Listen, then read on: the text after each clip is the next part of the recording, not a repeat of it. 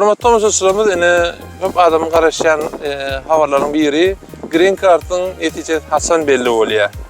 Ene şuň Amerikan Birleşik Ştatlarynda Kaliforniýada saat akşamüstü 6. Yani ýene-de bir näçe saatdan belli bolýar.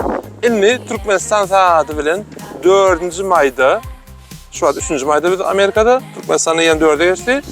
4. maýda Türkmenistan saati bilen saat 9'da. Türkiýanyň saati bilen saat 7'de, New York'un saati bilen saat 12'de, Kaliforniya saati bilen saat 1'den 9'da belli bolýar.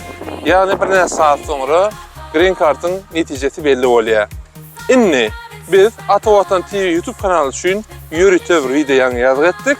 Ortaça 30 minutlarym geçdi. Elbetde ähli videony TikTok'ta ýa-da Instagram'da paýlaşyp mümkinçiligimiz ýok.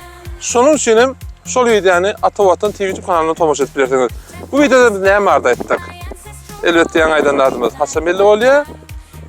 Nireden öğrenmeli, näde öğrenmeli? İlkinci nowatda näme etmeli? Mesela şimdi DS-260 vardı urunlardyk.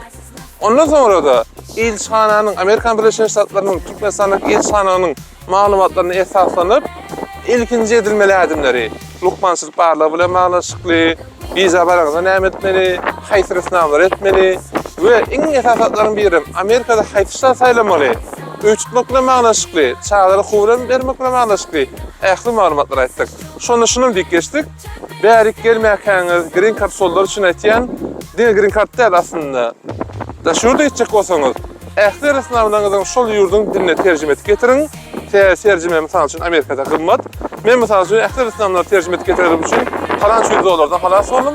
Elbetde terjime üçin makul hymmat terjime etkeňi ýüztüp bilersiňiz. Eger da Şubatda bolsaň, Türkmenistanda bolsaňyz, İstanbulda bolsaňyz Atawatan danışmanlyk kompaniýasyna ýüztüp bilersiňiz. Bunu bir reklam ökününe girdim bilýän. Indi şu videony bolsa häzir öýe gidip montaj edip bir näçe saat taýdan içinde biz Atawatan TV YouTube kanalyna ýerleşdirer.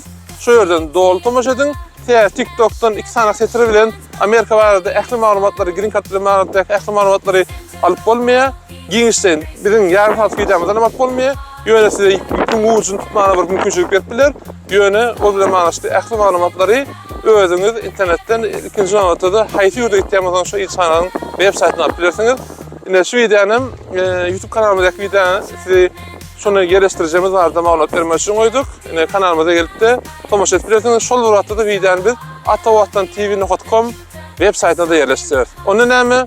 Bir näçe saat soňra netijesi belli boljak. Green Card'da kim isleýän bolsa şoňa haýyrlysy bilen netip etsin diýen hoş, sag bolun.